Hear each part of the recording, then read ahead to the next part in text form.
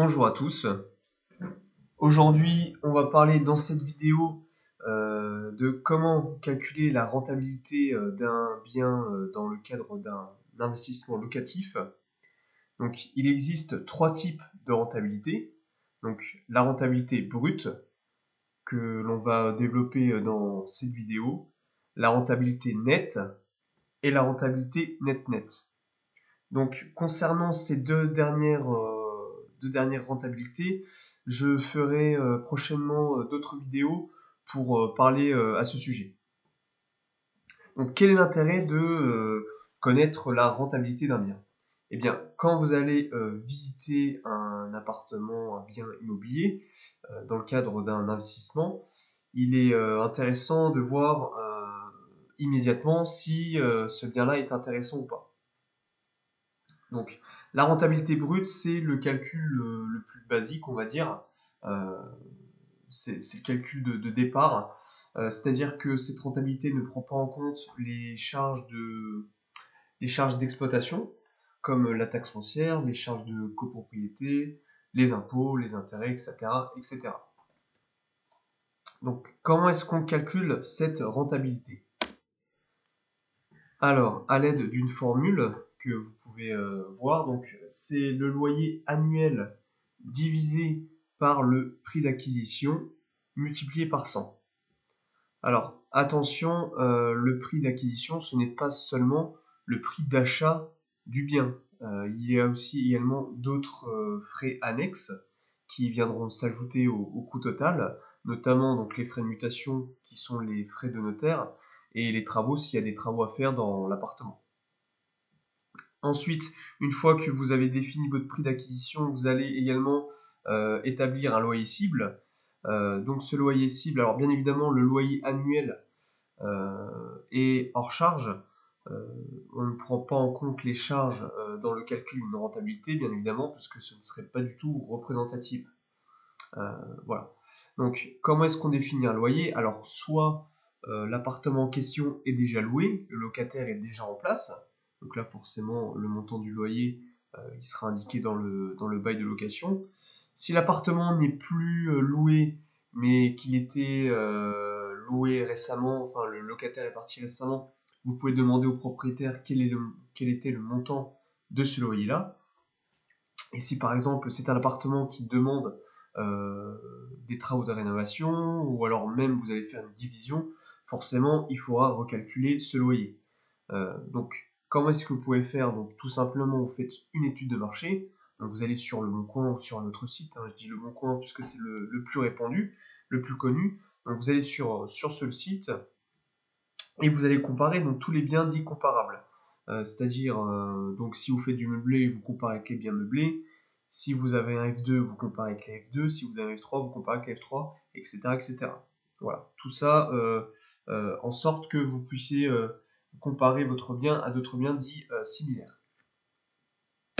Alors, je vais vous prendre un exemple hein, pour que ceci vous semble un peu plus clair. Lors de l'acquisition d'un appartement à 50 000 euros, les frais de mutation donc, sont calculés sur cette tranche, donc 8%. 8% sur les 50 000, on est à 4 000 euros de frais de mutation. Imaginons que dans cet appartement-là, vous avez des travaux à effectuer, notamment la peinture ou changer les revêtements de sol par exemple. On va estimer un total de 2 000 euros.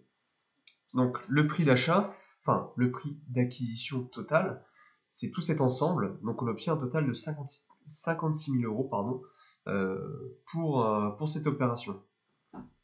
Ensuite, une fois que ce coût estimé a été réalisé, vous allez définir donc votre loyer.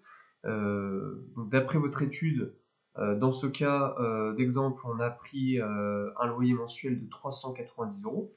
Alors, quand vous définissez un loyer, il est intéressant aussi de faire, par exemple, une fausse annonce sur Internet pour vous conforter. C'est-à-dire que si vous mettez une annonce, que cette annonce-là vous génère beaucoup d'appels, alors peut-être que là, il serait intéressant de voir le loyer à la hausse. Et à l'inverse, si vous n'avez pas beaucoup d'appels, le voir à la baisse. Mais si forcément c'est trop à la baisse, ce ne sera plus intéressant. Donc, ce loyer mensuel, on va le multiplier pas par 12, mais par 11,5 pour avoir le loyer annuel. Alors pourquoi 11,5? Parce que j'ai considéré, enfin, il faut toujours être prudent et prendre en compte une vacance locative. Donc là, j'ai pris une vacance locative de 15 jours. Donc on obtient un loyer annuel de 4 485 euros. Donc on calcule. Donc 4 485 divisé par les 56 000 euros de coût total d'acquisition multiplié par 100, on obtient une rentabilité d'environ 8% brut. Donc 8% brut, forcément il y en a beaucoup à qui ça ne va pas parler.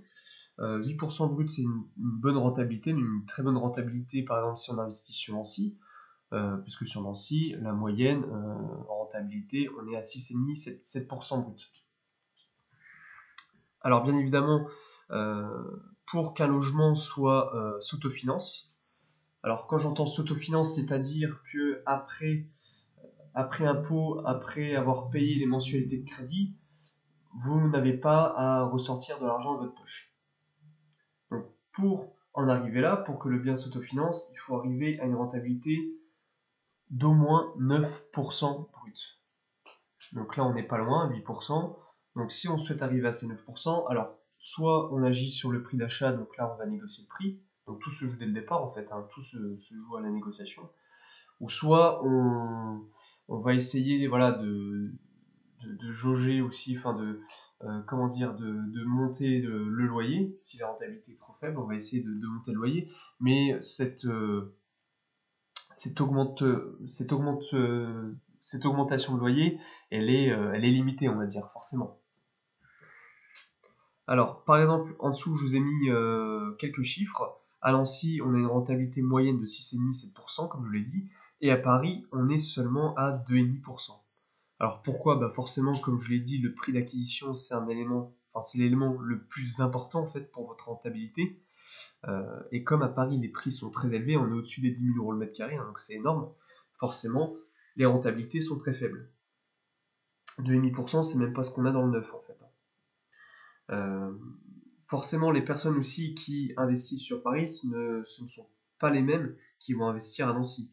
À Paris, on va plutôt rechercher un investissement de valeur patrimoniale plutôt qu'un investissement où on cherche de la rentabilité dans la province. À Paris, il faut savoir que cette année, les prix ont monté de 7%, donc ce qui est énorme. Donc forcément, si on souhaite investir dans la pierre et on veut être certain que les prix ne s'effondrent pas, enfin, on veut un investissement qui soit solide, il faut investir sur Paris. Par contre, les rentabilités ne seront pas bonnes, c'est sûr. Donc voilà. Bah écoutez, c'est tout ce que je voulais vous dire concernant la rentabilité brute. Si vous avez des questions, n'hésitez pas à m'envoyer un message privé ou bien vous laisser un commentaire, j'y répondrai. En attendant, je vous remercie. Je vous enverrai également, alors vous aurez par la suite sur mon compte Instagram la suite des vidéos concernant la rentabilité nette et la rentabilité net. Donc n'hésite pas à suivre ma page pour être tenu informé de la sortie de ces vidéos. En attendant, bah, merci d'avoir regardé cette vidéo et à bientôt. Merci. Au revoir.